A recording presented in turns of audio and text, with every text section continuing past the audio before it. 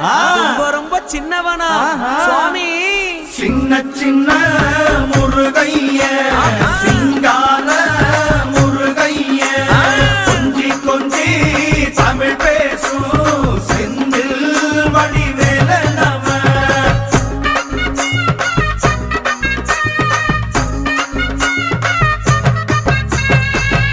தமிழ் செல்வன் என்பார்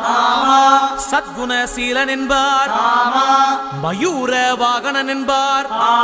மருதமலை ஆண்டவன் என்பார் சென்னிமலை சுவாமி என்பார் சிவன்மலை வேலா என்பார் ஞானபடி வேலன் என்பார் வேலாயுத சுவாமி என்பார் தேவாதி தேவன் என்பார் ஸ்கந்த குரு என்பார் அவ்வையிடம் ஆசி பெற்றவனாம்